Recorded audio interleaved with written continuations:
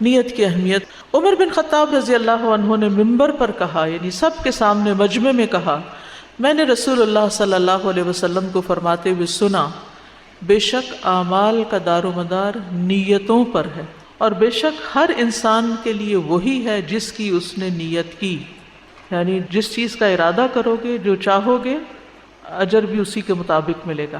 یہ حدیث ہمارے دین کی بہت اہم تعلیمات میں سے ہے، یہ دین کی اصل ہے، بنیاد ہے، اور یہ ہر موضوع میں داخل ہے، ہر چیز میں اس کا تعلق ہر شخص سے ہے، چاہے کوئی عالم ہو یا جاہل ہو، بڑا ہو یا چھوٹا ہو، مرد ہو یا عورت ہو۔ اور عمل میں دل کے اعمال، زبان کے اعمال اور جسم کے اعمال شامل ہیں، یعنی عمل جو ہے وہ صرف ہاتھ پاؤں کا ایکشن نہیں، دل کے ایکشن بھی ہیں، زبان کے بھی ہیں اور عمل کے بھی۔ دل میں جیسے ایمان ہے، توکل ہے، اللہ کی طرف رجوع ہے، اللہ کی خشیت ہے، اللہ کی محبت وغیرہ۔ نطقی اعمال زبان کے اعمال ہیں، اقوال ہیں۔ اعضاء کے اعمال جیسے آنکھ، کان، ہاتھ، پاؤں اور اس کے علاوہ جو بھی ہمارے اعضاء ہیں۔ اور نیت کا مطلب ہوتا ہے قصد، ارادہ۔ تو نیت کیا ہوتا ہے؟ کسی کام کا ارادہ اور قصد کرنا۔ اور شرعی اصطلاح میں اچھی نیت سے مراد اللہ کا تقرب حاصل کرنے کے لیے عبادت کے کسی کام کا ارادہ کرنا، عزم کرنا۔ اور نیت کا جو موقع محل ہے وہ دل ہے۔ نیت دل کا عمل ہے، مگر اعضاء کے ساتھ اس کا تعلق ہے، جیسے دل کا تعلق سارے اعضاء کے ساتھ ہے۔ ہم جب بولتے ہیں تو اس کے پیچھے ہمارے دل کا ارادہ شامل ہوتا ہے، پسند ناپسند جھلکتی ہے اس میں سے۔ اسی طرح کھاتے وقت بھی ہمارا دل شامل ہوتا ہے اس میں یا نہیں؟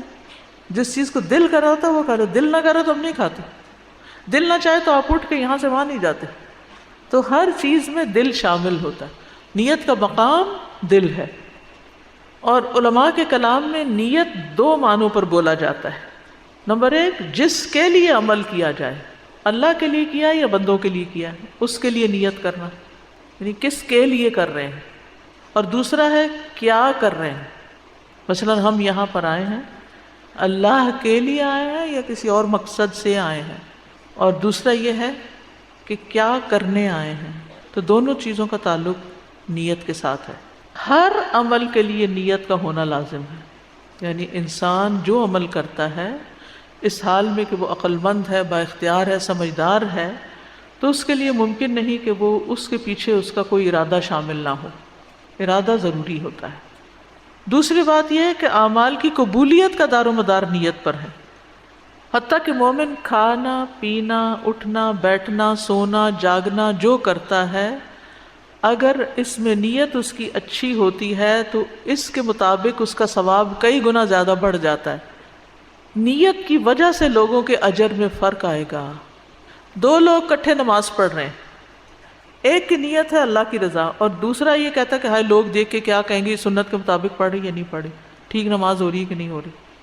تو دیکھنے میں بھلے دوسرے کا طریقہ بڑا ہی اچھا ہو لیکن اجر زیرو پہ چلا جائے گا، اور ایک شخص لوگوں سے بے نیاز ہو کر صرف اللہ کی رضا کے لیے پڑھ رہا ہے۔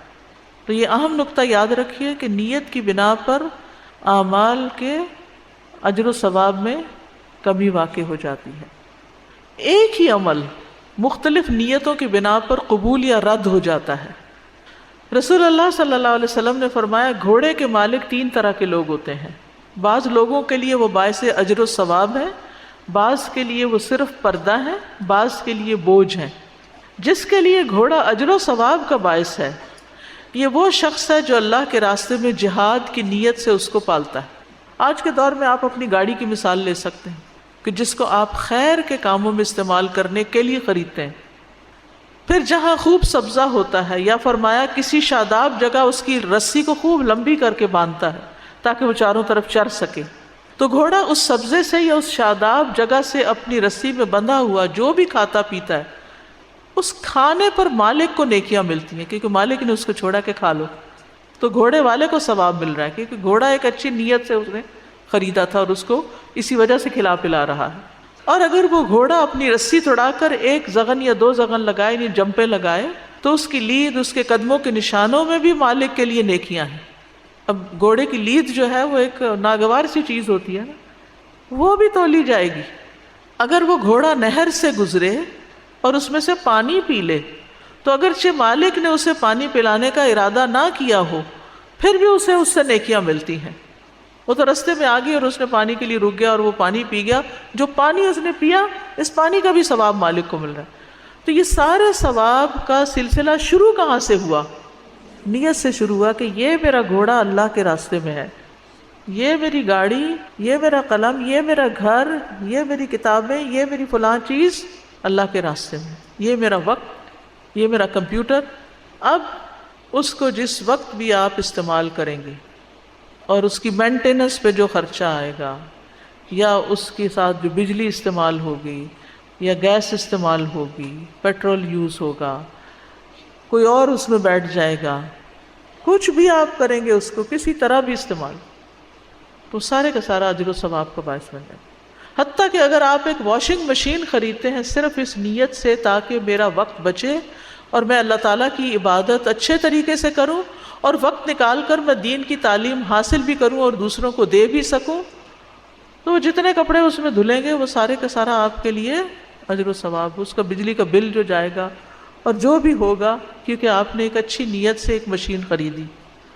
اور ایک یہ کہ وہ چونکہ فلاں نے خرید لی تو مجھے بھی خریدنی ہے، اور اس کے دکھاوے کے لیے اور لوگوں کے اوپر رعب جتانے کے لیے کہ میں نے یہ دیکھو لیٹسٹ ماڈل کی خریدی ہے اور ایسا اور ویسا ہے۔ کسی مجلس میں بیٹھ کر ہم بعض اوقات بوسٹنگ کر رہے ہوتے ہیں، تفاخر کر رہے ہوتے ہیں، اس کو کوئی اجر و ثواب نہیں۔ حتیٰ کہ ایک کمفرٹیبل جوتی آپ لیتے ہیں کہ اس میں میں اچھی طرح واک کر سکتی ہوں تاکہ میں فٹ رہوں اور پھر میں زیادہ سے زیادہ اچھی طرح نماز ادا کر سکوں، تو وہ جب تک پہنے جتنی واک کی وہ ساری واک بھی، وہ آپ کی ایکسرسائز بھی، وہ کھانا پینا بھی، وہ ساری چیزیں، وہ دوا خریدنا، وہ دوا کھانا، وہ ڈاکٹر کے پاس جانا، وہ سارا اس نیت کے گرد گھوم رہا ہے کہ ہیلدی باڈی جو ہے وہ زیادہ بہتر طور پر اللہ کی عبادت کر سکتی ہے۔ ہر چیز اس میں آ گئی۔ نبی صلی اللہ علیہ وسلم نے دوسری مثال کیا سمجھائی؟ دوسرا وہ شخص ہے جو گھوڑے کو فخر، دکھاوے اور اہل اسلام کی دشمنی میں باندھتا ہے، تو یہ اس کے لیے بوجھ ہے۔ اور یہ جو گھوڑے کی تیسری قسم بتائی گئی، اگرچہ وہ اس حدیث میں اس کی ڈیٹیل نہیں ہے، لیکن وہ جو لوگوں کے لیے پردہ ہے، یعنی ذاتی ضروریات، گھر کی ضروریات پوری کرنے کے لیے، آپ اپنے مسائل حل کرنے کے لیے گھوڑا خرید لیتے ہیں، یہ گاڑی لے لیتے ہیں، جیسے عموماً ہم گھر کی ضرورت کی چیزیں لے لیتے ہیں، تو بس ان کو دنیا میں استعمال کرتے رہتے ہیں مگر اس کے پیچھے کوئی اچھی نیت نہیں ہوتی۔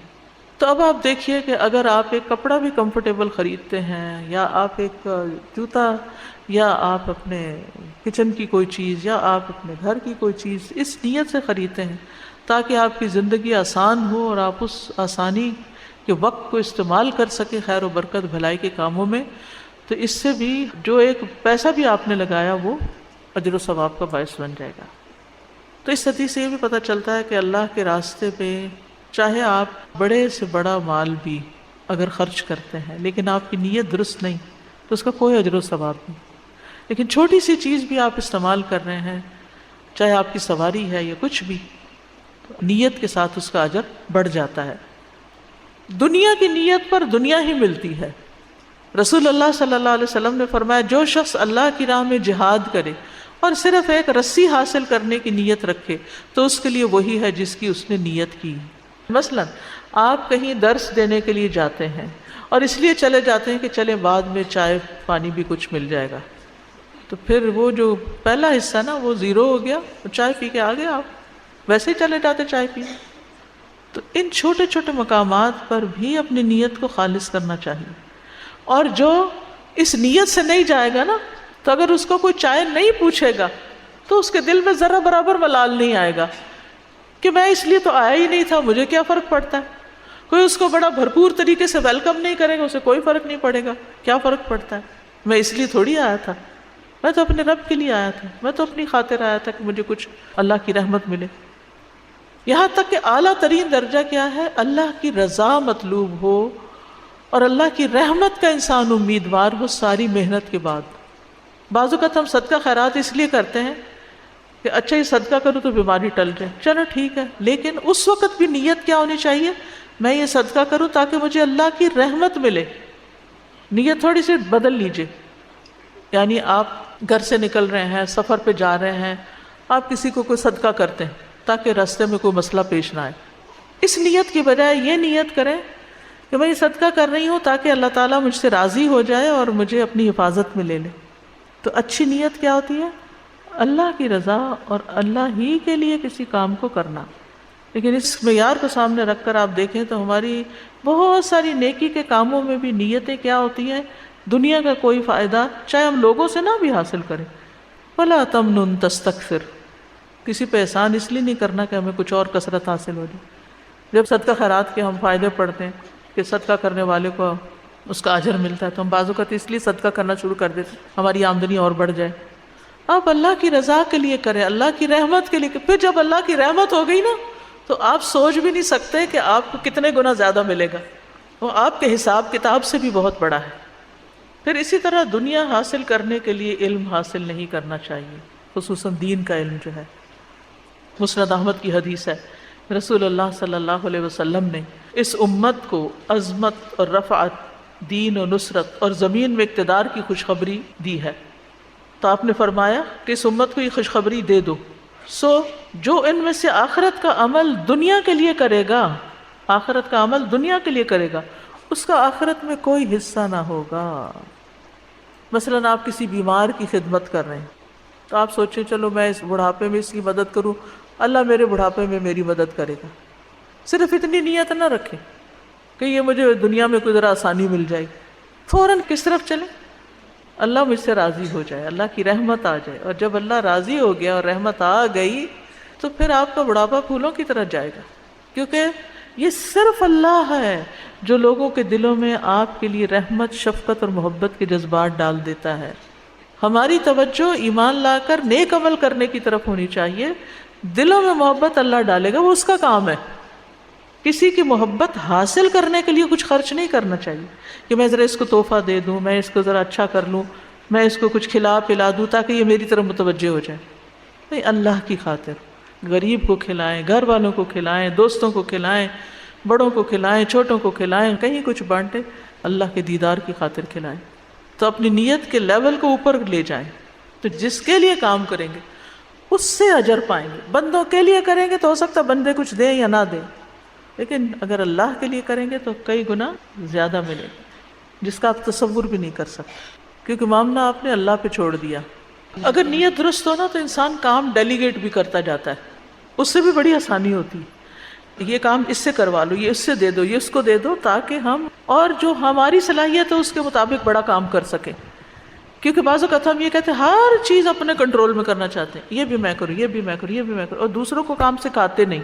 یہ بھی غلط طریقہ ہے۔ جب آپ کی نیت اللہ کے لیے کرنا ہے تو ضروری نہیں کہ وہ بہت سارے کام ہو اور بہت بڑا کام ہو، وہ اگر آپ کے حصے میں چھوٹا بھی آ گیا نا اور آپ کی نیت اللہ کے لیے تھی اور آپ نے باقی لوگوں کے اوپر بھی یعنی صدقہ کیا اور ان کو بھی کام لگایا، تو ان کا حصہ الدال علی الخیر کفاعلہ، وہ بھی آپ کو اجر ملے گا، اور جو آپ نے خود کیا وہ بھی ملے گا۔